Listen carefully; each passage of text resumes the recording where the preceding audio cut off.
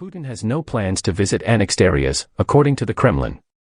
According to reports, Vladimir Putin has no immediate plans to travel to the 4 regions of Ukraine that he formally annexed on Friday. When asked by reporters if this was on the horizon, Kremlin spokesperson Dmitry Peskov responded informally by emphasizing the need for more work. The AFP news agency quotes him as saying, "Not yet, there is a lot of work to be done, but over time it will absolutely happen." Putin had earlier asserted that the outcomes of the so-called referendums in Donetsk, Luhansk, Kherson, and Zaporizhia were the natural right of the voters in his speech at the signing ceremony. The West calls them a sham. It is not true because portions of Donetsk and Zaporizhia are still governed by Ukraine. Both physical and psychological injuries suffered by Ukrainians who were caught up in Russia's missile attack on a relief convoy in Zaporizhia earlier today are being treated. According to the country's Ministry of Internal Affairs, experts from Ukraine's main Department of Emergency Services were present at the bomb site, offering psychological aid. According to the most recent death toll reported by President Zelensky's office, at least 25 civilians were killed and 50 were injured. Local authorities report that a Russian missile attack on a civilian truck in South Ukraine resulted in at least 30 deaths and several injured. In the city of Zaporizhia, a large crater next to a queue of vehicles bears witness to the attack's brutality. Windscreens and windows were broken. The BBC witnessed 6 apparently civilian dead lying at the scene. Coats and luggage were all over the runway. One witness informed the BBC that the attack had claimed the life of her boss. She had 2 kids. "I left the cafe to use the restroom when it happened. I ran back and tried to find her. The cafe was demolished, there were many bodies around. It was also very horrifying," Victoria Yosipenko said. Volodymyr Zelensky, the president of Ukraine, called Russia a state terrorist in response to the incident that occurred early on Friday morning on the outskirts of the regional capital of the Zaporizhia region. He said that Russia fired 16 rockets at the city and threatened to hold those responsible accountable for every lost Ukrainian life.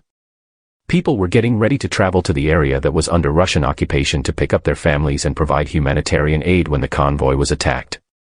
The incident occurs as Vladimir Putin, the president of Russia, is getting ready to formally annex Zaporizhia, along with the Ukrainian provinces of Donetsk, Luhansk, and Kherson. The action comes in response to phony referendums that were held in the eastern and southern areas and were denounced by both Ukraine and the West. According to Russian state-run media, regional official Vladimir Rogov, who was appointed by Moscow, blamed Ukrainian militants for the attack in Zaporizhia. France has joined the other nations in rejecting Russia's illegal annexation of the 4 regions of Ukraine. The French President Emmanuel Macron strongly condemns the takeover of Donetsk, Luhansk, Kherson, and Zaporizhia, according to a statement from the Élysée Palace. The act was a severe violation of both international law and Ukraine's sovereignty. In response to Russian aggression, France condemns these annexations and stands with Ukraine to regain complete sovereignty over its whole territory. G7 ministers call Russia's annexation a new low point. According to G7 foreign ministers, Russia's takeover of 4 areas of Ukraine marks a new low point in the conflict. They declared together that the threat of nuclear war would not stop or deter them from aiding Ukraine for as long as was required. The top diplomats from Canada, France, Germany, Italy, Japan, the US, UK, and the EU declared, "We will never recognize these alleged annexations, nor the sham referendum staged at gunpoint." They declared the seized territories to be an essential component of Ukraine and threatened to apply more sanctions against Russia.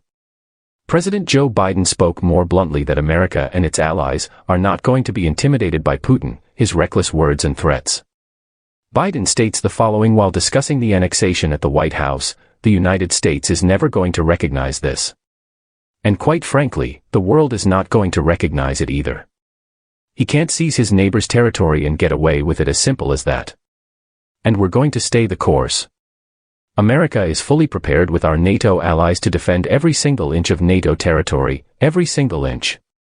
So, Mr. Putin, don't misunderstand what I'm saying, every inch,